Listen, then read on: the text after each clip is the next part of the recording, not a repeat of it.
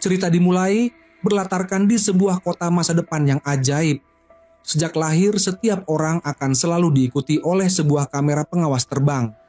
Alat ini akan memantau setiap gerakanmu selama 24 jam sehari, dengan tujuan untuk mencegah terjadinya kejahatan. Berkat teknologi kecerdasan buatan ini, masyarakat bisa menikmati kehidupan ideal, di mana mereka bahkan tidak perlu mengunci pintu rumah di malam hari. Namun, sebuah kasus pembunuhan misterius tiba-tiba terjadi dan perlahan mulai mengungkapkan kebenaran di balik apa yang disebut sebagai kecerdasan buatan.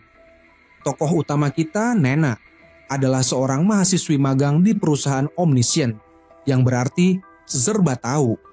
Hari ini adalah hari evaluasi kinerjanya. Jika dia berhasil lolos penilaian, maka dia akan berkesempatan menjadi karyawan tetap dan mendapat tugas mengelola sistem keamanan seluruh kota. Meskipun kesempatan ini sangat besar, Nina tetap merasa gugup. Namun, pengawas evaluasi justru sangat memujinya. Ternyata dalam waktu hanya 2 bulan, Nina berhasil mengoptimalkan kode untuk drone pengawas agar dapat menembus pakaian dan mendeteksi potensi kejahatan. Bahkan, berkat teknologinya ini, satu kasus pencurian berhasil digagalkan. Dengan kecerdasannya yang luar biasa, Nina berhasil mendapatkan posisi tetap di perusahaan. Ia pun sangat gembira dan segera memberitahukan kabar baik itu kepada ayahnya. Namun, sehari penuh berlalu tanpa adanya balasan dari sang ayah. Nina tidak terlalu memikirkannya dan tetap pulang ke rumah dengan hati senang sambil membawa hadiah. Tapi setibanya di rumah, ia benar-benar terkejut oleh apa yang ia lihat. Ayahnya telah tergeletak bersimbah darah dengan luka tembak di punggungnya. Nina panik dan segera melaporkan kejadian tersebut ke sistem Omniscient, memberitahukan bahwa ayahnya telah dibunuh. Namun sistem justru menjawab bahwa di wilayah tempat kejadian tidak terdeteksi adanya tindak kriminal apapun. Mendengar jawaban itu, Nina merasa ada yang aneh. Padahal drone pengawas ayahnya terus berada di dekat tubuh sang ayah, mengikutinya seperti biasa. Bagaimana mungkin alat itu bisa mengabaikan fakta kejahatan yang begitu nyata? Untuk pertama kalinya dalam hidupnya, Nina mulai meragukan kecerdasan buatan yang selama ini telah menjadi bagian dari hidupnya. Untungnya, tak lama setelah Nina melaporkan kasus tersebut, Departemen Layanan Purna Jual dari perusahaan Omniscient segera datang.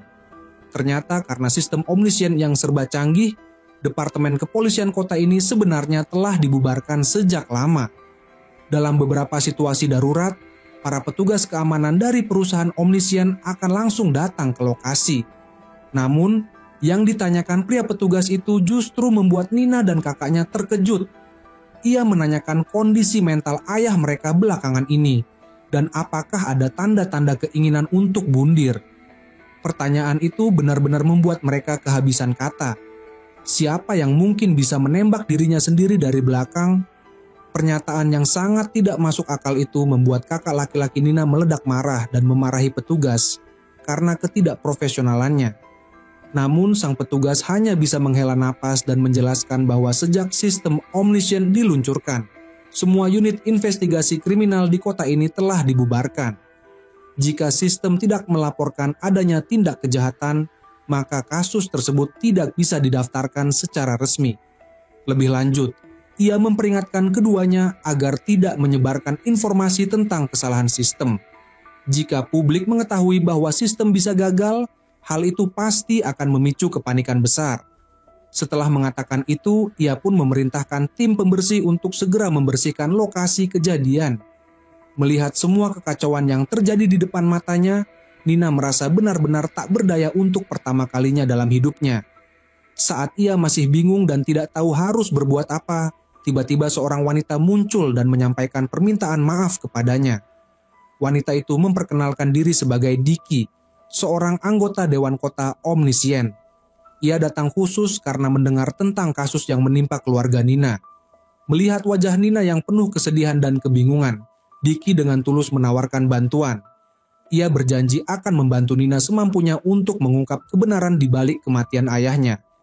Ia juga memberikan informasi kontak pribadi dan mempersilahkan Nina untuk menghubunginya kapanpun jika membutuhkan bantuan. Malam itu berlalu dalam kekosongan.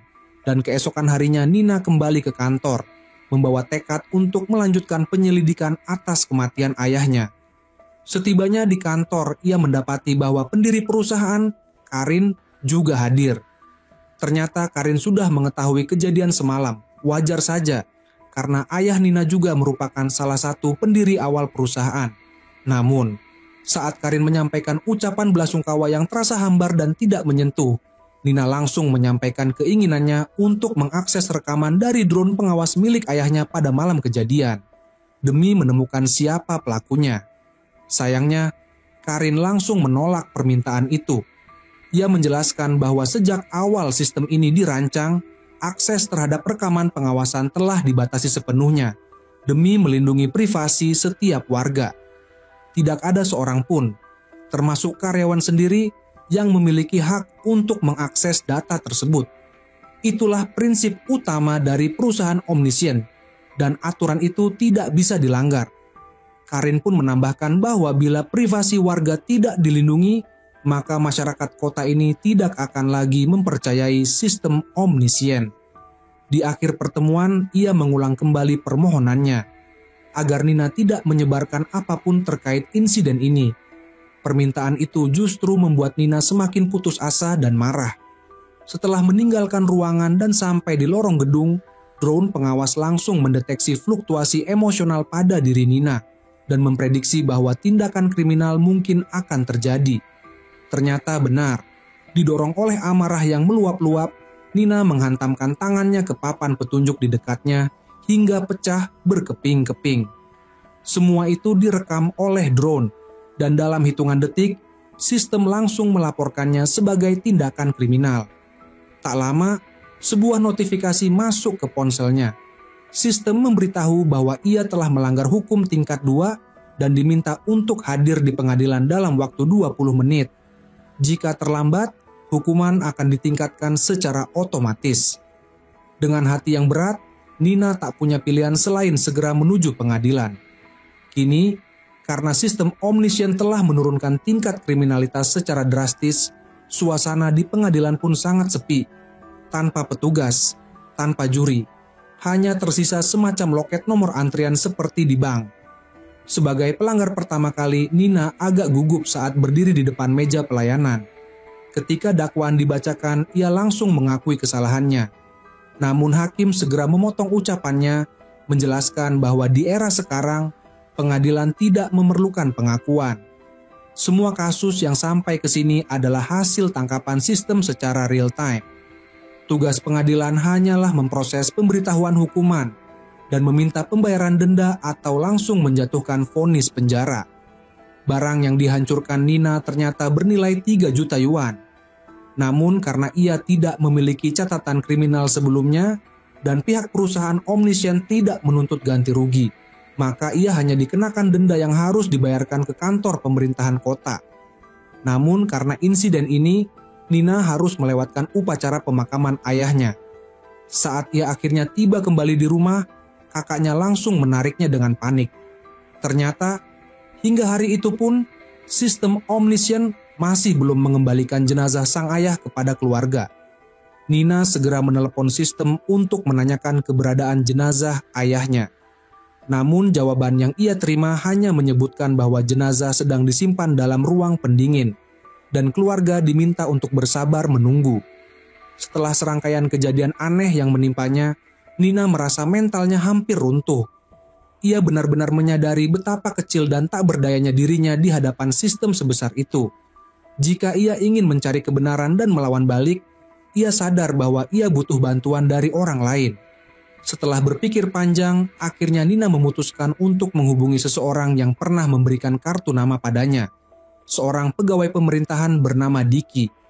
Ia pun menemui Diki di balai kota dan menceritakan semua kejadian yang baru-baru ini menimpanya. Mendengar kisah Nina, Diki menenangkannya agar tidak panik, tapi tidak langsung memberikan banyak informasi. Sebaliknya, ia membawa Nina menuju gerbang keluar dari kota Omniscient. Ternyata, ada satu hal penting yang tidak banyak diketahui. Drone pengawas memiliki keterbatasan. Begitu seseorang meninggalkan wilayah kota, drone tidak akan bisa mengikuti. Begitu berhasil keluar dari jangkauan pengawasan, Nina merasa agak canggung, seperti belum terbiasa dengan kebebasan itu. Namun setidaknya, tanpa adanya drone, mereka akhirnya bisa berbicara secara terbuka. Dan itulah alasan sebenarnya Diki mengajaknya keluar. Diki mulai membocorkan berbagai informasi internal. Ia menjelaskan bahwa alasan perusahaan menyembunyikan kasus pembunuhan ayah Nina adalah demi menjaga citra mereka. Mereka ingin memastikan bisa mendapatkan kontrak untuk memasang sistem keamanan di kota berikutnya. Sebuah proyek raksasa yang sangat menguntungkan. Tentu saja kasus kematian ayah Nina membuktikan bahwa sistem mereka memiliki celah. Tapi, bukankah celah itu bisa dimanfaatkan? Diki menyarankan untuk meretas sistem dan mencari rekaman pengawasan secara langsung. Namun Nina langsung menggeleng kuat-kuat. Ia berkata, bahkan jika seseorang memiliki kemampuan untuk meretas, sistem keamanan perusahaan Omniscient terlalu kuat. Terlebih lagi, siapapun di dalam kota akan terus diawasi oleh drone. Jika ia mencoba masuk ke sistem, maka identitasnya akan terbongkar dan ia bisa dipenjara seumur hidup. Meski mulutnya berkata tidak mungkin, dalam hati benih-benih ide mulai tumbuh. Terutama setelah Diki menyebutkan bahwa sistem melakukan defragmentasi secara berkala, dan dalam 2 bulan ke depan akan ada jadwal perawatan sistem besar-besaran. Pada saat itu, seluruh sistem pengawasan kota akan berhenti sementara. Meski terdengar mudah, mendekati komputer pusat bukanlah hal sepele. Untuk bisa mengaksesnya, mereka harus memperoleh seluruh hak akses terlebih dahulu. Dan yang paling pertama, mereka harus mendapatkan sidik jari sang pendiri, itu pun di bawah pengawasan penuh sistem. Hal ini tentu saja adalah sebuah perjudian besar. Sadar telah bicara terlalu jauh, Nina buru-buru mengatakan bahwa ia hanya bercanda dan tidak benar-benar berniat melakukan itu. Tapi, benarkah ia hanya main-main? Setelah berpamitan dengan Diki dan kembali ke rumah, Nina akhirnya menangis sejadi-jadinya. Namun di balik tangis itu, ia memantapkan tekad untuk melawan sistem. Karena ia sendiri adalah pencipta dari sistem inframerah tersebut, ia tahu betul di mana letak kelemahannya. Malam itu juga, Nina menjahit selembar kertas timah ke dalam pakaiannya. Keesokan harinya, ia mengenakan pakaian yang sudah dimodifikasi itu dan pergi bekerja seperti biasa. Kebetulan hari itu perusahaan mengadakan rapat yang dipimpin langsung oleh pendirinya. Sepanjang rapat, mata Nina tak lepas dari tangan sang bos, Rick. Sampai pada suatu momen Rick meletakkan pena miliknya dan Nina bisa melihat dengan jelas sidik jari yang tertinggal di sana. Tapi karena ini adalah pertama kalinya ia melakukan hal semacam itu, kegugupan tak bisa disembunyikan dari wajahnya. Drone pengawas pun mulai mencurigai tingkah lakunya dan langsung melakukan analisis perilaku. Dengan pupil mata yang membesar, sistem menyimpulkan bahwa ia kemungkinan besar akan melakukan tindakan ilegal. Di bawah tatapan drone, Nina menghapus keringat di tangannya sambil berpikir cepat. Akhirnya, ia memberanikan diri memasukkan pena itu ke dalam pakaiannya. Drone langsung memperbesar fokus ke tangannya, sementara alat penyalin sidik jari yang ia sembunyikan mulai bekerja. Drone lalu mengaktifkan pemindai inframerah, namun sinar itu berhasil dihalangi oleh lapisan timah yang ia jahit. Sistem pun tidak mendeteksi kejahatan apapun. Nina lolos dari kecurigaan. Tapi misinya belum selesai. Setelah proses penyalinan selesai, ia masih harus mengembalikan pena ke tempat semula. Untuk mengelabui, ia dengan hati-hati menjatuhkan tempat pena. Lalu dalam kekacauan kecil itu, ia berhasil mengembalikan pena tanpa menimbulkan kecurigaan. Setelah melewati situasi yang begitu menegangkan, Nina akhirnya berhasil menyelesaikan langkah pertama dari rencananya. Saat meninggalkan ruangan, ia masih merasa takut dan gugup, terus melihat ke sekeliling. Tapi untungnya, tidak ada yang menyadari apa yang telah ia lakukan. Langkah selanjutnya yang harus dipikirkan Nina adalah bagaimana cara menghindari pengawasan drone. Keesokan harinya, ia datang lebih awal ke kantor dan segera mengambil alat penyalin untuk menyalin sidik jari sang pendiri. Prosesnya berhasil dan kini ia punya akses yang sangat berharga. Saat jam kerja dimulai, Nina dengan sengaja membetulkan posisi layar komputernya, lalu diam-diam mulai mencari informasi tentang cara menghadapi atau mengacaukan pengawasan drone. Hasilnya tidak mengecewakan. Dalam denah struktur gedung perusahaan, ia menemukan sesuatu yang sangat ia butuhkan. Menjelang pulang kerja, ia buru-buru naik ke atap gedung. Mengikuti penanda dalam denah bangunan, ia menuju ke kotak listrik bertegangan tinggi di lantai paling atas. Ia mengambil sebuah pipa dari sekitar situ, lalu menggunakannya untuk membuka celah di antara kabel listrik bertegangan tinggi, dan dengan segenap keberanian ia menyelinap masuk ke dalamnya. Bersamaan dengan itu, drone mulai mendekat ke arahnya. Tapi karena gelombang elektromagnetik yang sangat kuat dari kabel listrik, tidak butuh waktu lama sebelum drone itu rusak total. Namun begitu satu drone gagal, sistem secara otomatis akan mengaktifkan drone pengganti yang akan langsung mengambil alih tugas pemantauan. Dalam momen peralihan tersebut, ketika sistem sedang melacak ulang posisi Nina, terjadi kekosongan pengawasan selama sekitar 4 menit. Dalam waktu sesingkat itu, Nina harus mencapai ruang server utama dan sama sekali tidak boleh terlihat oleh drone lain. Nina mulai mengintai dari balik lorong, memeriksa setiap ruangan lewat kamera ponselnya untuk memastikan tidak ada orang. Setelah melintasi berbagai sudut dengan hati-hati dan menghindari kamera pengawas, ia akhirnya tiba di depan pintu ruang utama, selamat tanpa insiden. Sementara itu, drone yang gagal menemukan Nina di atap langsung memberi perintah kepada drone lain dalam radius 500 meter untuk mencari keberadaannya. Tapi saat para drone mulai menyisir area, Nina sudah berada di depan pintu server dan dengan gemetar mengeluarkan alat berisi sidik jari hasil salinan. Setelah beberapa kali percobaan yang menegangkan, pintu akhirnya terbuka. Nina masuk ke dalam ruang kendali utama tanpa membuang waktu. Ia segera mengacak-acak ruangan, mencari motherboard yang menyimpan rekaman drone yang mungkin merekam peristiwa kematian ayahnya. Akhirnya ia menemukannya di dalam sebuah laci. Namun ketika kebenaran sudah berada di depan mata, Nina justru ragu. Menyusup ke sistem pusat adalah kejahatan berat. Jika sampai ketahuan, yang menantinya bukan hanya hukuman penjara, melainkan kurungan seumur hidup tanpa akhir. Setelah pergulatan batin yang cukup berat, Nina menyadari bahwa dirinya belum siap mengambil risiko sebesar itu. Ia akhirnya memutuskan untuk mengembalikan motherboard ke tempat semula dan buru-buru keluar dari ruang kontrol utama. Namun, naasnya, ia malah berpapasan dengan atasannya. Tanpa disadari, momen itu juga terekam oleh drone milik sang atasan. Drone pengintai khusus yang ditugaskan memantau Nina langsung menerima perintah dan meluncur ke lokasi. Untungnya, kali ini Nina sudah lebih tenang. Saat atasannya menanyakan keberadaannya di tempat itu, Nina dengan santai mengatakan bahwa ia hanya lembur dan berhasil mengelak dari kecurigaan. Setibanya di rumah, Nina merasa kecewa karena gagal membawa pulang motherboard. Mau tak mau, ia harus mencari petunjuk lain.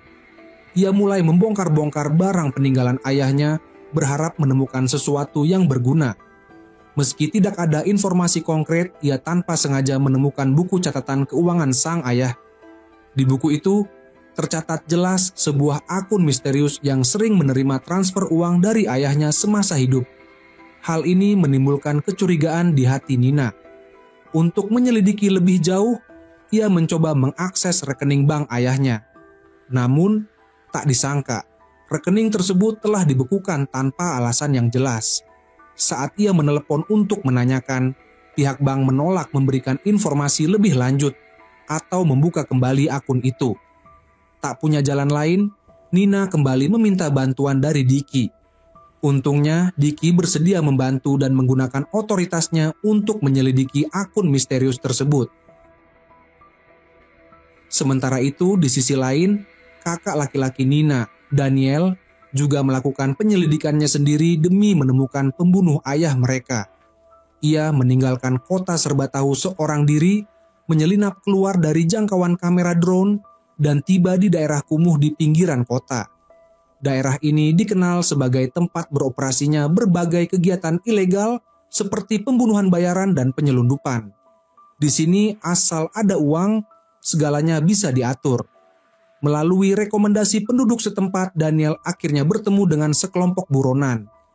Ia berpura-pura ingin menyewa mereka untuk melakukan pembunuhan, dengan tujuan memancing informasi tentang cara menyusup masuk ke kota serba tahu tanpa terdeteksi drone. Namun, Daniel terlalu meremehkan nurani para penjahat itu. Begitu mereka mengetahui bahwa Daniel tidak membawa uang sepeser pun, mereka langsung menunjukkan sifat aslinya, mengeroyok dan memukulinya tanpa ampun. Untung saja para penjahat itu sedang sibuk mencoba membobol sebuah mobil pengangkut uang. Daniel, dalam kondisi terdesak, buru-buru berkata bahwa adik perempuannya adalah seorang programmer jenius. Asalkan mereka mau melepaskannya, ia bisa meminta adiknya untuk membantu membobol sistem. Sambil berkata demikian, Daniel pun segera menghubungi Nina lewat telepon. Di saat bersamaan, Nina juga menerima kabar dari Diki. Berkat penyelidikan Diki, mereka akhirnya berhasil menemukan identitas pemilik akun misterius tersebut. Ternyata itu adalah seorang pria bernama Kyaonashi. Namun, pria itu sudah lama meninggal. Kini, hanya anak laki-lakinya yang masih tinggal di kota serba tahu. Berdasarkan petunjuk alamat yang ada, Nina pergi ke sebuah kafe dan berhasil bertemu langsung dengan anak Kyaonashi yang saat ini bekerja di sana. Nina tidak menunjukkan kecurigaan. Ia hanya memastikan nama pemuda itu, lalu langsung mencari di email lama milik ayahnya. Benar saja, di sana ada pesan dari pria bernama Jota yang berisi hinaan dan ancaman, bahkan bersumpah akan membalas dendam. Melihat pria di depannya, Nina merasa seperti menemukan petunjuk besar. Namun, karena belum ada bukti kuat, ia memutuskan untuk tidak membuka identitasnya. Ia diam-diam mengikuti Jota setelah pria itu selesai bekerja. Tapi tepat pada saat itu, telepon dari Daniel tiba-tiba masuk. Terkejut dan panik, Nina buru-buru mematikan panggilan itu. Namun, karena teralihkan sesaat, ia kehilangan jejak Jota. Ia bergegas mengejar, tapi ternyata Jota sudah menyadari bahwa dirinya diikuti. Ia berbalik arah dan menghadang Nina dengan marah, menanyakan alasan ia dibuntuti. Karena semuanya sudah ketahuan, Nina pun berhenti berpura-pura. Ia mengungkapkan bahwa ayahnya telah meninggal dan ia sedang mencari kebenaran di balik kejadian itu. Ia berharap bisa melihat reaksi Jota dan menemukan petunjuk. Namun di luar dugaan, Jota justru tampak kebingungan saat mendengar kabar kematian ayah Nina. Tidak lama kemudian, ia membawa Nina ke rumahnya. Di sana, dari penjelasan Jota dan ibunya, Nina akhirnya mengetahui kebenaran yang selama ini disembunyikan. Ternyata ayah Nina rutin mengirim uang kepada keluarga mereka karena merasa bersalah. Dulu, ayah Nina dan Kyaonashi bekerja di bank yang sama. Saat terjadi perampokan, ayah Nina terlalu takut dan tidak berani membantu. Hingga akhirnya Kyaonashi terbunuh. Rasa bersalah itulah yang membuat ayah Nina terus menanggung mereka secara diam-diam. Untuk menebus kesalahan di masa lalu, ayah Nina mengirimkan uang setiap tahun kepada keluarga Kyaonashi. Bahkan setelah ia berhasil bekerja di perusahaan serba tahu, ia dengan sukarela membawa seluruh keluarga itu pindah dan tinggal di kota serba tahu. Setelah mengetahui bahwa semua usahanya sia-sia, Nina pun merasa kecewa dan tak tahu harus berkata apa. Ia pulang ke rumah dengan perasaan lesu dan baru saat itu ia teringat pada panggilan telepon dari kakaknya. Dengan tergesa-gesa, ia menelepon balik dan akhirnya tahu bahwa Daniel telah diculik oleh para perampok. Ia pun buru-buru keluar kota untuk menyelamatkannya. Berdasarkan pelacakan lokasi, Nina berhasil menemukan tempat Daniel ditahan dan akhirnya mereka bisa bertemu kembali. Namun, dari penjelasan pemimpin para perampok, Nina baru menyadari bahwa Daniel telah menjual dirinya sendiri, menawarkan adiknya demi menyelamatkan diri. Meski merasa kesal, Nina tidak punya pilihan lain. Demi menyelamatkan kakaknya, ia terpaksa membantu membuka pintu mobil pengangkut uang. Ia sempat berpikir bahwa setelah itu mereka akan dibebaskan. Tapi ternyata, kemampuan luar biasa Nina dalam meretas membuat sang pemimpin perampok sangat terkesan. Ia ingin Nina tetap tinggal dan membantu lebih jauh. Tentu saja Nina menolak. Tepat pada saat itu, alarm mobil pengangkut uang tiba-tiba berbunyi keras. Semua orang panik dan tidak lagi memperhatikan Nina dan Daniel. Mereka langsung kabur secepat mungkin. Kakak beradik itu pun akhirnya berhasil melarikan diri dengan selamat. Daniel baru menyadari bahwa alarm tersebut sebenarnya dipicu oleh Nina. Ternyata sejak awal Nina sudah menduga bahwa para perampok tidak akan melepaskan mereka begitu saja.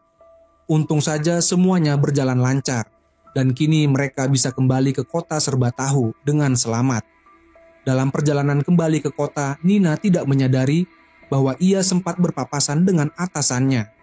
Atasannya ternyata keluar kota bukan untuk urusan pekerjaan, melainkan hanya untuk memuaskan hasrat liar dan sifat buasnya. Dari situ mulai terlihat bahwa perusahaan serba tahu ternyata tidak sebersih dan sehebat yang dibayangkan. Di balik dinding megahnya, tetap ada sisi gelap dan bahaya yang tersembunyi. Keesokan harinya, Nina kembali naik ke atap. Ia kembali melumpuhkan drone pengawas dengan menggunakan listrik tegangan tinggi, lalu dengan cepat menyusup ke ruang kendali utama dan langsung mengambil motherboard. Kali ini, ia bertekad akan mengungkap kebenaran sampai tuntas. Sementara itu, Daniel juga terus berusaha menggali informasi. Namun situasinya berkembang ke arah yang sama sekali tidak ia duga. Saat sedang mencari arsip ayah mereka, Daniel justru menemukan bahwa di dalam sistem, penyebab kematian sang ayah tertulis sebagai kematian alami. Ia pun segera memberitahu Nina. Begitu melihat laporan kematian tersebut, Nina langsung sadar bahwa dirinya telah dipermainkan oleh perusahaan Omniscient.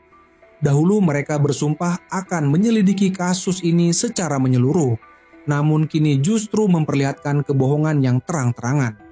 Dengan marah, Nina mendatangi Diki dan menuntut penjelasan. Diki pun membuka kembali laporan kematian dari sistem. Namun, tanda tangan pada laporan itu tidak terdaftar atas nama siapapun. Jelas ada yang memalsukannya. Diki sendiri sudah sejak lama mencurigai perusahaan serba tahu, tetapi sebagai orang luar ia tidak punya akses ke inti sistem.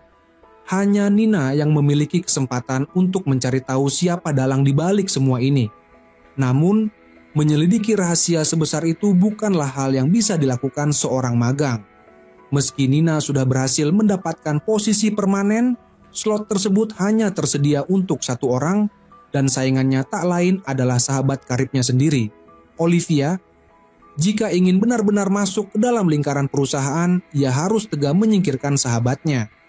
Di satu sisi adalah kebenaran atas kematian ayahnya, dan di sisi lain adalah potensi untuk mengkhianati sahabat terbaiknya. Nina dilanda kebimbangan yang luar biasa. Sementara itu, Olivia sama sekali tidak mengetahui konflik batin yang dialami Nina. Saat bekerja, ia tetap bersikap seperti biasa, bahkan menyerahkan kode proyeknya kepada Nina agar bisa diperiksa dan ditinjau. Olivia selalu merasa tenang jika proyeknya telah diperiksa oleh Nina. Namun ia tak tahu bahwa Nina yang telah dibutakan oleh keinginan balas dendam akhirnya melakukan perubahan diam-diam. Setelah lama ragu, Nina memutuskan untuk menghapus satu baris kode dari proyek milik Olivia. Benar saja, saat sesi presentasi proyek tiba, Olivia naik ke panggung dengan penuh percaya diri, tanpa menyadari jebakan yang telah disiapkan oleh orang yang paling ia percayai. Di atas panggung presentasi, Olivia dengan penuh keyakinan memamerkan proyeknya. Ia menjelaskan bahwa penelitiannya bertujuan agar drone dapat digunakan lebih efektif dalam mencegah kejahatan. Teknologinya memungkinkan drone mengenali tanda-tanda kriminalitas sejak dini, dan sebelum kejahatan terjadi, drone akan melepaskan obat penenang untuk melumpuhkan pelaku. Namun sayangnya, karena kode telah diubah, drone sama sekali tidak bereaksi saat demonstrasi dilakukan. Justru ketika atasannya mencoba menghentikan Olivia, sistem menganggap tindakan itu sebagai ancaman.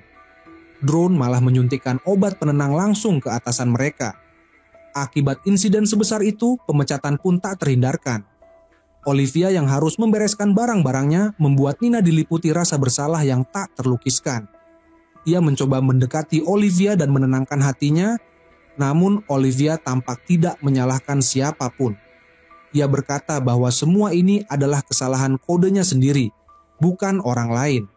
Bahkan, ia masih sempat menyemangati Nina agar terus maju dan berkembang. Sementara Nina terus berusaha masuk lebih dalam ke dalam sistem perusahaan, kakaknya Daniel justru semakin terpuruk dalam kekecewaan.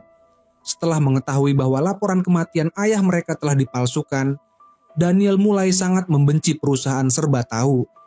Ia juga mulai mencibir adiknya yang menurutnya masih bekerja keras untuk perusahaan yang menutupi kebenaran. Daniel merasa Nina tidak benar-benar peduli terhadap kematian ayah mereka. Demi mengungkapkan kebenaran, ia memutuskan untuk menghubungi sebuah media.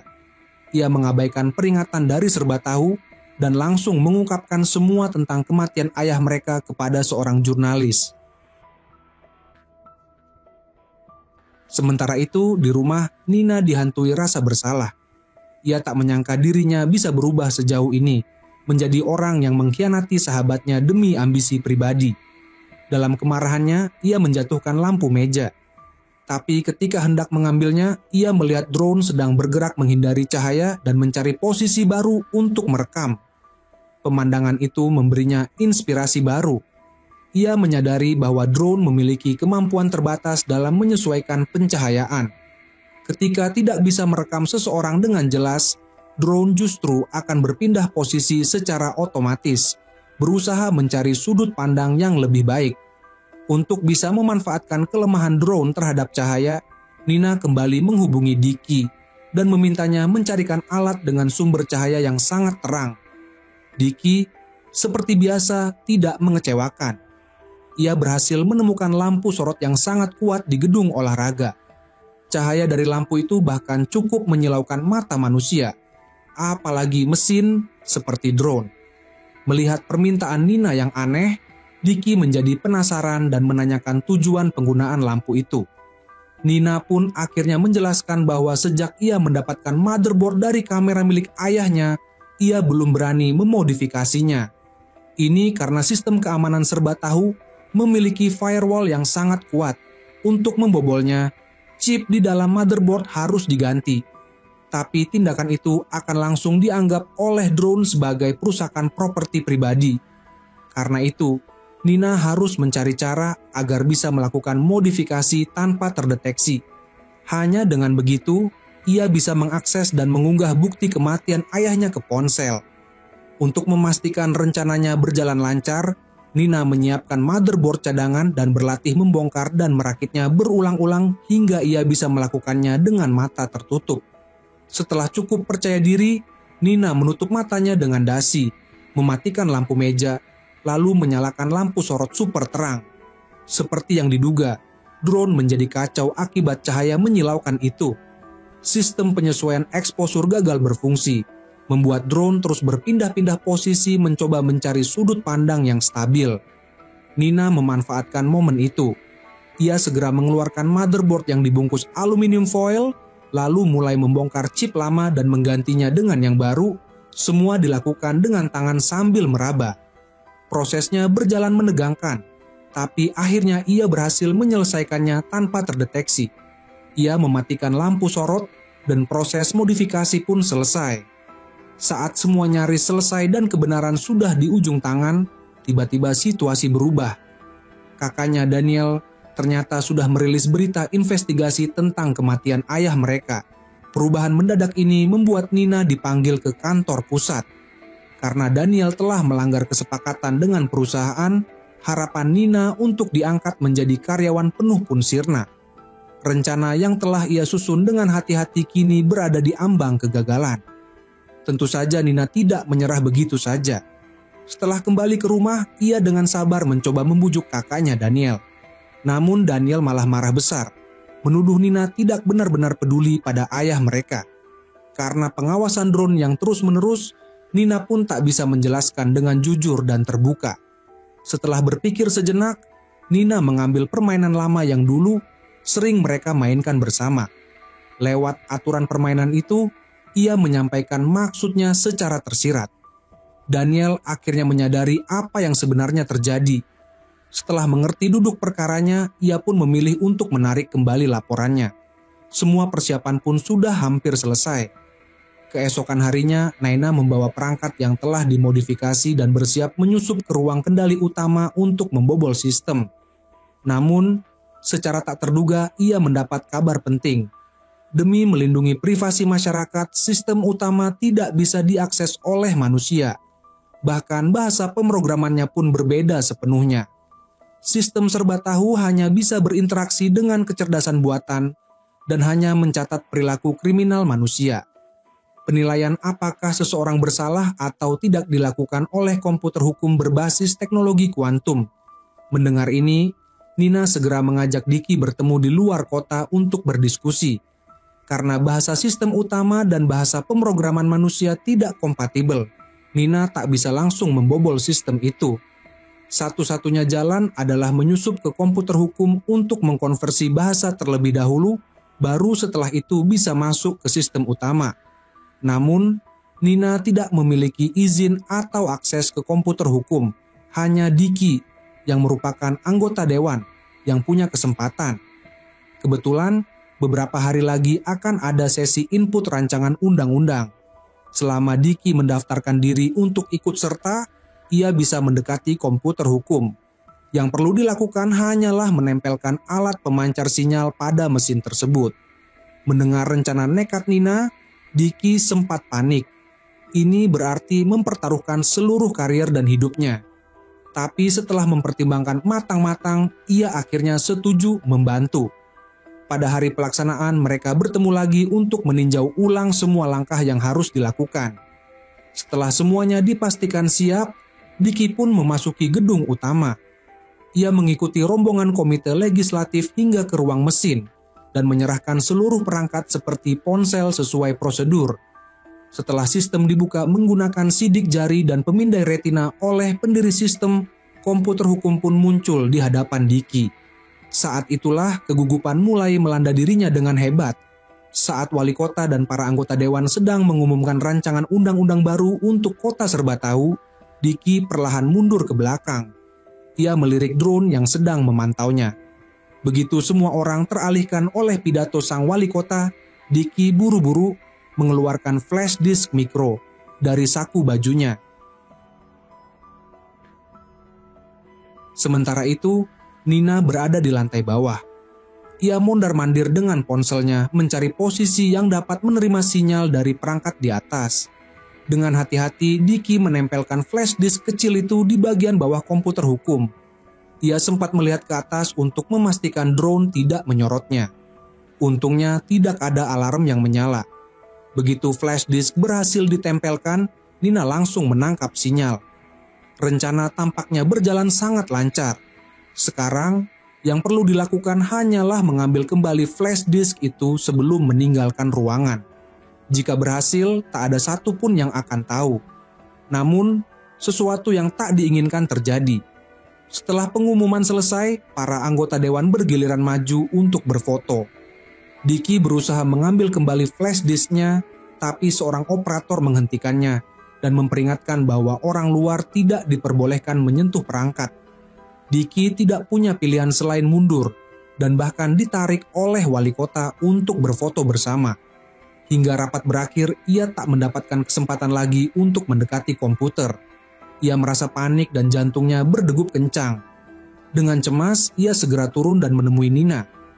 Ia memberitahu bahwa data memang berhasil diperoleh, tapi flash disk itu masih tertinggal, dan di dalamnya ada sidik jarinya. Ia menegaskan bahwa alat itu harus diambil kembali, kalau tidak dia akan celaka. Namun, Nina mengatakan bahwa kembali ke sana justru lebih berbahaya. Menurutnya, benda sekecil itu tak akan ketahuan. Satu-satunya hal yang bisa mereka lakukan sekarang adalah membiarkannya di sana. Perkataan itu membuat hati Diki terasa dingin. Ia merasa telah menaruh kepercayaan pada orang yang salah, dan dalam kemarahannya ia memilih berpisah dari Nina. Tapi ketika Nina kembali ke rumah, ia tidak setenang yang terlihat. Sebenarnya ia juga khawatir dan sadar bahwa flash disk itu memang harus diambil. Ia mulai menyusun rencana yang sempurna untuk mengambil kembali perangkat tersebut. Ia berpikir keras sepanjang malam, tapi tak juga menemukan jalan keluar. Hingga keesokan paginya, saat ia hendak keluar rumah, tanpa sengaja ia melihat para pekerja bangunan yang sedang merenovasi rumah tetangga. Nina memperhatikan para pekerja yang sedang mengebor tembok rumah tetangganya. Meskipun tindakan itu jelas-jelas termasuk merusak properti pribadi, drone pengawas tak mengeluarkan peringatan apapun. Ini menunjukkan adanya celah dalam sistem pengawasan kota. Melihat peluang tersebut, hari itu juga Nina membeli sebuah bor listrik dan banyak bingkai foto. Ia mulai mengebor dinding rumahnya sendiri. Meskipun drone mendeteksi adanya potensi kerusakan properti karena rumah itu miliknya sendiri, sistem tidak melaporkannya sebagai pelanggaran. Hari-hari berikutnya, Nina terus melanjutkan kegiatan tersebut. Sistem mulai menganalisis perilakunya. Setelah hampir sebulan, perilaku mengebor dinding yang konsisten itu akhirnya tercatat dalam sistem sebagai bagian dari pekerjaan dan hobi pribadinya. Ini menjadi celah yang bisa dimanfaatkan. Dengan identitas itu, Nina mengambil cuti dan kembali ke kantor dengan menyamar sebagai teknisi. Ia berjalan ke ruang server tanpa kecurigaan, membawa bor listrik dan bingkai foto dalam ranselnya. Berdasarkan denah bangunan yang pernah dipelajari, ia mencari posisi komputer utama tempat flash disk ditinggalkan. Tanpa membuang waktu, ia berpura-pura hendak memperbaiki sesuatu, lalu mulai mengebor tepat di dinding yang ia perkirakan menyembunyikan perangkat tersebut. Drone mencatat kerusakan, tapi sistem mengenalinya sebagai pola perilaku rutin milik Nina dan tidak menganggapnya tindakan ilegal. Setelah beberapa menit mengebor, akhirnya ia berhasil menembus dinding dan mengeluarkan alat penarik magnet. Ia memasukkannya ke dalam lubang dan berhasil mengambil kembali flash disk itu. Setelah itu, ia cepat-cepat mengoleskan perekat penutup pada lubang, meratakannya hingga tak terlihat dan membereskan semua alat. Ia pikir semuanya telah berjalan lancar dan bersiap meninggalkan gedung. Namun, ketika masuk ke dalam lift, tanpa diduga, ia bertemu dengan pacarnya yang kebetulan bekerja di perusahaan yang sama. Kotoran hitam di tangan Nina saat di dalam lift langsung menarik perhatian Wayne. Setelah Nina pergi, Wayne seperti biasa menjalankan tugasnya berpatroli ke ruang server. Saat membuka panel dan memeriksa data registrasi personel di kota serba tahu, semuanya tampak normal. Namun ketika hendak menutup panel, ia mendapati ada noda hitam di tangannya. Persis seperti yang dilihat di tangan Nina sebelumnya.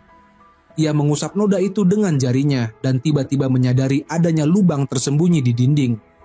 Mengingat tingkah Nina belakangan ini, Wayne langsung menyadari bahwa dialah pelakunya. Namun, alih-alih melaporkannya, Wayne memilih diam. Meski begitu, ia tak tahu apa sebenarnya alasan Nina melakukan hal tersebut. Keesokan paginya, Nina mengeluarkan pakaian kerja mendiang ayahnya, seragam resmi teknisi pemeliharaan di perusahaan serba tahu. Dalam rencana akhir Nina, pakaian ini sangatlah penting. Setelah menenangkan diri, ia bersiap pergi, namun bertemu dengan kakaknya yang baru pulang. Ternyata jenazah ayah mereka baru saja mendapat izin resmi untuk dimakamkan hari ini. Nina tampak linglung dan terkejut mendengarnya. Namun meski kebenaran sudah di depan mata, ia tetap memilih untuk tidak menghadiri pemakaman dan malah buru-buru menuju kantor. Waktu tinggal 3 jam sebelum jadwal perawatan sistem utama. Dalam waktu itu, Nina harus menciptakan insiden agar tim pemeliharaan bisa masuk ke ruang server utama. Ia membawa sekotak kecoa, lalu mengikuti denah bangunan untuk mencari jalur ventilasi menuju ruang server dari ruang bawah tanah.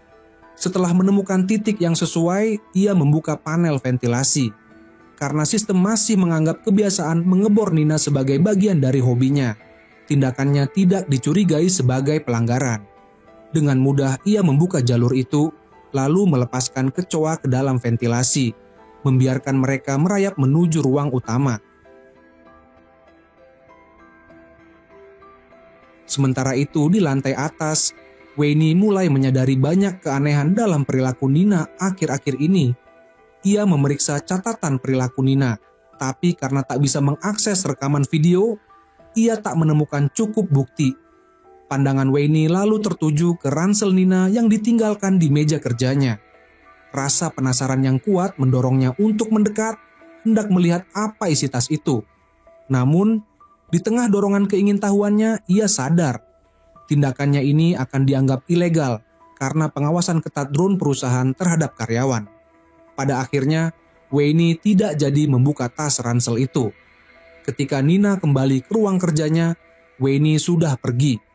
Beberapa menit kemudian, tiba-tiba terdengar alarm berbunyi nyaring. sistem perusahaan mendeteksi kejanggalan pada saluran ventilasi di ruang kontrol utama. Diduga ada benda asing yang masuk. Pihak keamanan langsung memberitahu tim pemeliharaan untuk segera menuju ruang server dan memeriksa situasi. Semua personel juga diberitahu bahwa ruang server telah memasuki status darurat. Begitu mendengar kabar ini, Nina segera membawa ranselnya dan bergegas menuju koridor. Saat itu, para teknisi pemeliharaan sudah berjalan menuju ruang server, dan Nina diam-diam mengikuti mereka dari belakang. Ia membuka ranselnya dan mengganti pakaiannya dengan seragam kerja mendiang ayahnya, lalu mengambil motherboard yang telah dimodifikasi dan menyimpannya dengan rapi. Dengan demikian, ia pun berhasil menyelinap ke dalam kelompok teknisi. Mereka semua berkumpul di depan pintu ruang server, menunggu kepala bagian membuka akses. Setelah itu, mereka mengenakan seragam pelindung dan helm karena kondisi dalam ruang utama sangat ekstrim. Kadar oksigen sangat rendah dan suhunya selalu dijaga pada -3 derajat demi menjaga efisiensi operasional. Siapapun yang masuk tanpa perlindungan bisa mati lemas atau membeku. Tak lama kemudian, pintu terbuka dan rombongan teknisi masuk ke dalam. Mereka mulai memeriksa kondisi sistem di berbagai sudut ruangan, sementara Nina memanfaatkan kesempatan itu untuk menyelinap dan bersembunyi di sudut gelap. Tak berapa lama salah satu teknisi menemukan sumber masalah. Ternyata hanya beberapa ekor kecoa yang masuk ke dalam ruangan. Setelah selesai dibersihkan, tim pun segera keluar dari ruang server. Nina tetap bersembunyi di belakang, menunggu semua orang pergi. Setelah memastikan ruangan kosong, ia akhirnya keluar dari persembunyian. Kini, tugas berikutnya adalah menyingkirkan drone pengawas. Nina menatap tajam ke arah drone yang masih berpatroli, lalu perlahan mendekatinya dan menggiringnya ke sudut ruangan.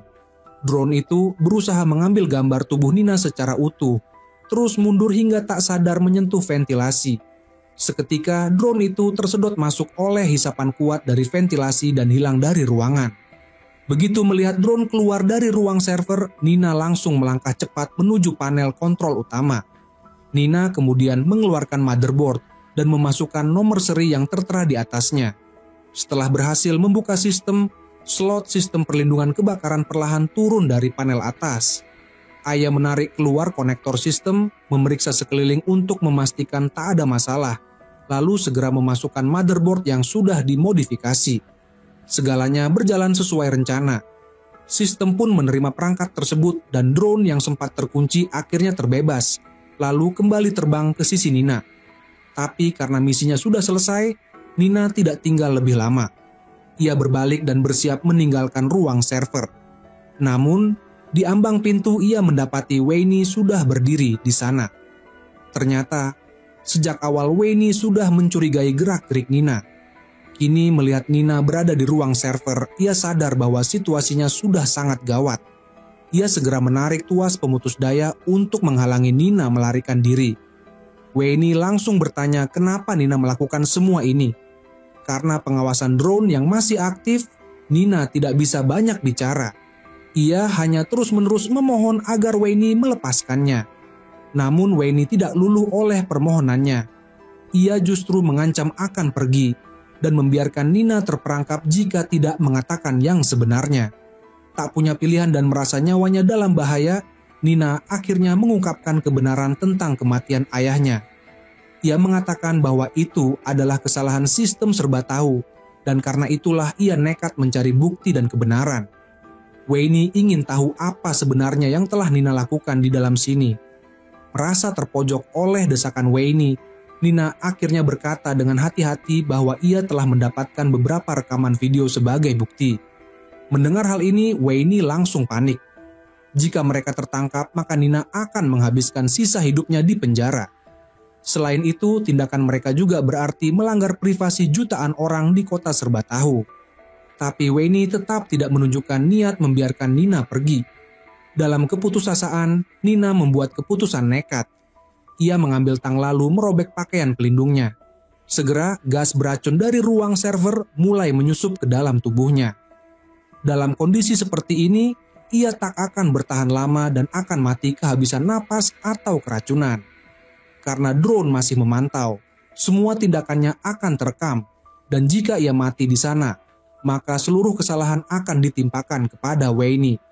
Sistem akan menilai Wayne sebagai pelaku pembunuhan. Taruhan Nina kali ini sangat berani dan ternyata dia menang. Saat Nina kembali sadar, ia sudah berada di rumah sakit. Meskipun tubuhnya masih sangat lemah, begitu menyadari bahwa dirinya berhasil selamat, ia tak bisa lagi menunggu. Dengan segera, ia menghubungkan perangkat lunaknya ke ponsel. Beberapa saat kemudian, sambungan ke sistem utama benar-benar berhasil. Itu berarti Nina kini memiliki akses untuk memantau semua kamera pengawas secara real time.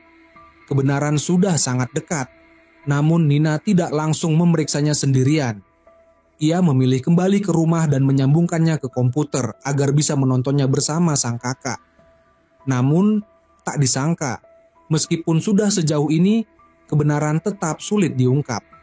Dalam rekaman kamera, hanya terlihat ayah mereka saja. Tampak sang ayah membawa pakaian masuk ke ruang cuci, lalu tiba-tiba tertembak dari belakang dan terjatuh. Kamera drone sama sekali tidak menangkap wajah sang pelaku. Nina mencoba memutar ulang video berkali-kali, tapi tetap tidak menemukan petunjuk apapun. Hal ini membuat Daniel sangat frustrasi. Padahal, risiko yang Nina ambil untuk mendapatkan rekaman itu sangat besar, namun hasilnya nihil. Nina pun tampak terpukul hingga matanya memerah, tapi ia tidak menyerah. Ia mulai menganalisis ulang situasi saat itu, memperhatikan dengan cermat tata letak rumah. Akhirnya, ia menyadari ada celah. Pelaku kemungkinan besar menembak dari arah pintu, dan kebetulan pintu itu menghadap langsung ke televisi. Segera Nina memanggil kakaknya dan membuka ulang rekaman, lalu memperbesar tampilan layar televisi. Ternyata benar, di dalam layar televisi mereka melihat bayangan pelaku yang terpantul. Dengan cepat Nina menangkap gambar siluet kepala pelaku dan memasukkannya ke dalam sistem, lalu memerintahkan pencarian terhadap semua orang yang pernah datang ke kota serba tahu. Sistem membutuhkan waktu seharian penuh untuk memproses data. Saat keduanya hampir kehilangan harapan, akhirnya sistem memberikan hasil. Identitas pelaku berhasil ditemukan. Setelah memeriksa riwayat dari sistem, Nina menyadari bahwa pelaku bukanlah warga lokal. Dalam 20 tahun terakhir, ia hanya pernah datang ke kota serba tahu 1 kali.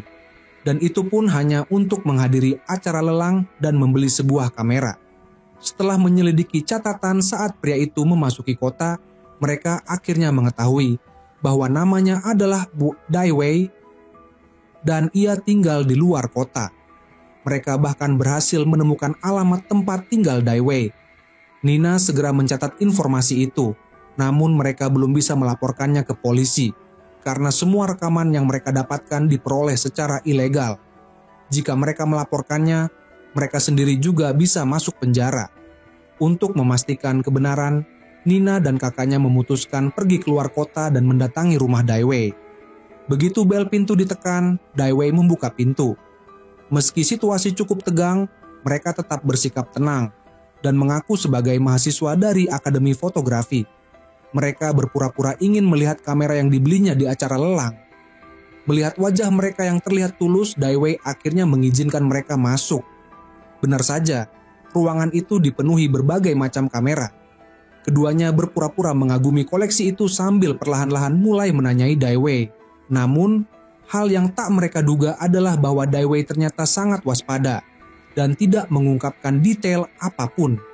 Sementara mereka mengamati sekeliling ruangan, Dai Wei dengan tenang berjalan ke laci dan tiba-tiba mengeluarkan pistol, langsung mengarahkannya ke mereka. Ternyata, sejak awal dia sudah mencurigai keduanya. Ia merasa aneh karena ia tidak pernah memberitahu siapapun tentang acara lelang itu. Begitu identitas mereka terbongkar, Nina tidak lagi berusaha menyembunyikan apapun. Ia langsung menunjukkan rekaman video di ponselnya. Melihat rekaman dirinya sendiri di layar, Dai Wei tampak terkejut dan tidak percaya. Ia benar-benar tak tahu bagaimana rekaman itu bisa bocor. Tapi sekarang semua itu sudah tidak penting. Selama ia membunuh 2 orang ini, maka tidak akan ada yang tahu kebenarannya. Saat Dai Wei bersiap untuk menarik pelatuk, Daniel dengan panik mencoba menenangkannya. Ia mengatakan bahwa mereka telah menyiapkan segalanya. Jika mereka tidak kembali ke kota, maka rekaman itu akan otomatis tersebar ke semua orang. Dengan kartu as itu di tangan, akhirnya ketiganya pun duduk bersama dan memulai negosiasi.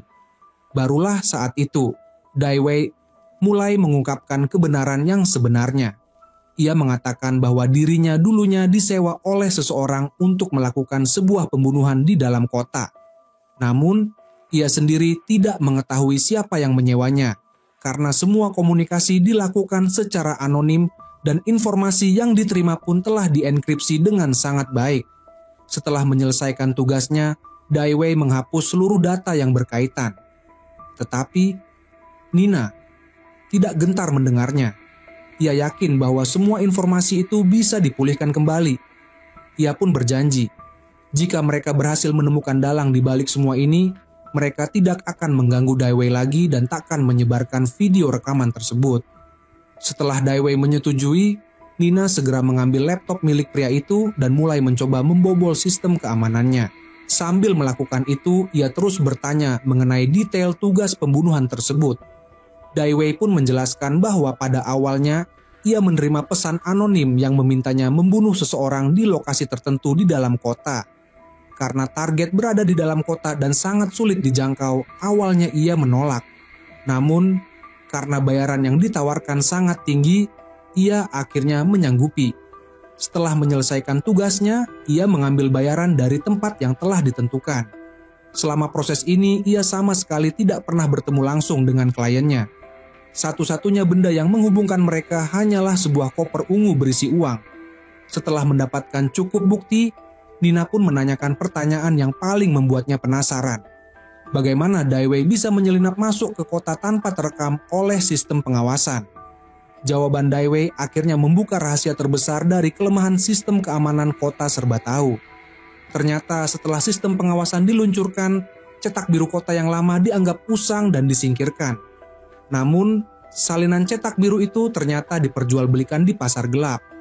Dai Wei mendapatkan salinannya dan dari situ ia menganalisis jalur-jalur tersembunyi yang bisa digunakan untuk menghindari pantauan kamera. Salah satunya adalah sistem saluran pembuangan kota yang tidak terpantau kamera maupun drone.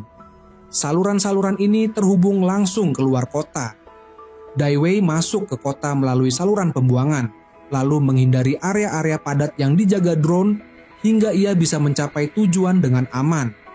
Ia bersembunyi di saluran itu hingga tengah malam, lalu naik ke atap dan masuk ke rumah korban melalui jalur air hujan dari atap. Karena semua warga kota serba tahu merasa aman berkat sistem drone, rumah-rumah mereka bahkan tak dikunci. Dengan cara itulah Dai Wei bisa masuk ke rumah Nina tanpa diketahui siapapun, dan bahkan bersembunyi di lemari selama 1 hari penuh. Dai Wei baru keluar dari dalam lemari saat pagi menjelang dan kedua bersaudara itu meninggalkan rumah. Setelah memastikan targetnya, ia langsung menembak dan membunuhnya dalam 1 tembakan. Usai menyelesaikan misi, ia kembali ke tempat persembunyiannya dan menunggu hingga malam tiba sebelum akhirnya menyelinap keluar kota. Mendengar semua itu, Nina dan Daniel hampir tak bisa menahan syok mereka. Artinya, saat mereka kembali ke rumah dan menemukan ayah mereka telah tewas, si pembunuh ternyata masih berada di ruangan yang sama bersama mereka. Semua ini terjadi karena mereka terlalu bergantung pada sistem pengawasan serba tahu. Bahkan petugas yang datang untuk menyelidiki kematian ayah mereka tidak melakukan pemeriksaan menyeluruh di tempat kejadian. Setelah Dai Wei selesai bicara, laptop yang sedang diakses Nina tiba-tiba menampilkan pesan kesalahan. Sistem telah rusak total dan tidak bisa dipulihkan. Dai Wei pun tidak berusaha menahan mereka lebih lama. Ia meminta keduanya segera pergi. Namun, Daniel yang tak tahan melihat ekspresi dingin tanpa penyesalan dari Dai Wei. Tak peduli meski pria itu memegang pistol, langsung melayangkan sebuah pukulan keras ke wajahnya sebelum mereka pergi. Satu-satunya petunjuk yang tersisa kini hanyalah koper ungu, berisi uang bayaran. Mereka harus menyelidiki siapa yang menerima koper itu dan berhasil membawanya keluar kota dalam 1 tahun terakhir. Jika orang itu ditemukan, identitas dalang pembunuhan pun bisa terungkap. Namun, saat Nina kembali ke kamarnya, ia tersentak karena menemukan bahwa chip penerima modifikasi miliknya telah menghilang. Ia mencari ke seluruh penjuru kamar, tetapi hasilnya nihil. Kepanikan mulai menguasai dirinya. Tepat pada saat itu, 2 orang petinggi dari perusahaan tempat ayahnya bekerja datang menjenguk. Mereka bermaksud menghibur Nina dan meminta agar ia tidak terlalu larut dalam kesedihan. Selain itu, mereka juga menyampaikan hasil penyelidikan resmi. Kematian ayah Nina telah diklasifikasikan sebagai kematian alami. Tidak ditemukan unsur pembunuhan. Mendengar itu, Nina tak mampu menahan emosinya. Ia langsung meledak dan memaki 2 tamu tersebut, bahkan menuduh merekalah dalang dari semua ini. Melihat adiknya makin tak terkendali, Daniel buru-buru menenangkan dan memotong pembicaraan, mengarang alasan bahwa Nina hanya terlalu terpukul oleh duka. Setelah kedua tamu itu pergi, Daniel pun langsung menenangkan Nina. Ia mengingatkan bahwa tadi ia hampir saja membongkar seluruh kebenaran. Kalau sampai mereka ketahuan mencuri data dari sistem, mereka berdua bisa celaka. Dan jika dalangnya memang berasal dari perusahaan serba tahu, maka para petinggi itu pasti sudah melakukan sesuatu pada mereka sekarang juga. Jika pelakunya memang dari pihak perusahaan serba tahu, mustahil mereka masih bisa melanjutkan penyelidikan sejauh ini. Nina yang mulai tenang pun menyadari bahwa barusan ia hampir saja membuat kesalahan fatal. Namun kini, dengan chip yang hilang, penyelidikan mereka benar-benar terhenti total. Tak punya pilihan lain, Nina keluar sendirian dan mulai berpikir keras. Siapa yang mencuri chip itu tanpa terdeteksi oleh sistem serba tahu. Karena chip tersebut adalah milik pribadinya. Seharusnya jika ada orang yang mengambilnya tanpa izin, sistem akan langsung mengeluarkan peringatan. Setelah berpikir cukup lama, Nina tiba-tiba teringat. Saat ia sedang merakit chip itu, Senator Dicky pernah mengambil chip tersebut. Dan ia sendiri yang mengizinkan Dicky untuk melihatnya. Rupanya, karena itu sistem menganggap interaksi tersebut sebagai tindakan yang sah dan mencatatnya sebagai perilaku normal. Jadi, satu-satunya orang yang bisa mengambil chip tanpa memicu sistem adalah Dicky. Mengingat kembali bagaimana Dicky selalu mendorong dan memotivasi dirinya untuk terus menggali lebih dalam, Nina mulai merasa ada yang janggal. Mengapa seorang senator begitu peduli terhadap masalah pribadinya, bahkan sampai berani mengambil risiko melakukan tindakan kriminal? Semakin dipikir, Nina semakin merinding. Ia pun segera pergi mencari Dicky untuk mengkonfrontasinya secara langsung. Begitu bertemu, Dicky yang sudah memegang chip tak lagi berpura-pura. Ia mengungkapkan seluruh rencananya tanpa ragu. Ternyata Dicky sudah lama mengawasi Nina. Setelah tahu bahwa Nina adalah orang yang berbakat namun terlalu polos dan tidak suka mengikuti aturan, ia memutuskan untuk memanfaatkan kelemahan itu. Ia menyewa pembunuh untuk membunuh ayah Nina, lalu berpura-pura menjadi sosok penolong yang baik hati. Selama ini Dicky sengaja mendorong Nina untuk menyelidiki kasus tersebut, sementara dirinya terus mengatur semuanya dari belakang layar. Saat semua rencana berjalan sesuai keinginan, ia pun mengambil chip itu untuk dirinya sendiri. Tujuannya jelas, untuk menguasai kota serba tahu sepenuhnya. Melihat wajah licik dan penuh kemenangan milik Dicky, Nina tak bisa lagi menahan amarahnya. Ia menggenggam pisau dan menghujamkannya ke atas steak di depannya dengan penuh emosi. Ia bersumpah akan membalas dendam. Namun bukan sekarang. Karena masih ada drone pengawas di sekitar, ia tak boleh bertindak gegabah. Setelah mengetahui seluruh kebenaran, Nina kembali ke rumah dengan perasaan penuh tekad. Ia mulai membereskan barang-barangnya sambil memberitahukan semuanya kepada sang kakak, Daniel. Kini mereka sadar bahwa setiap gerakan mereka sudah diawasi oleh Dicky.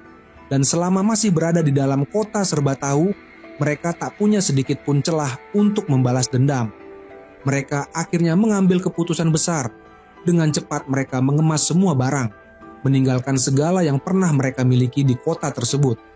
Tanpa menoleh ke belakang, mereka meninggalkan kota serba tahu, tempat yang dulu mereka anggap sebagai rumah, tapi kini telah menjadi jerat penuh pengawasan dan kebohongan. Nina bersumpah dalam hati bahwa ini belum berakhir. Ia akan kembali, lebih kuat dari sebelumnya. Ia akan memperbaiki segala kesalahan sistem yang terjadi di kota serba tahu, menggulingkan kekuasaan yang korup, dan membawa Dicky ke hadapan hukum agar keadilan benar-benar ditegakkan. Dan cerita bagian pertama pun berakhir.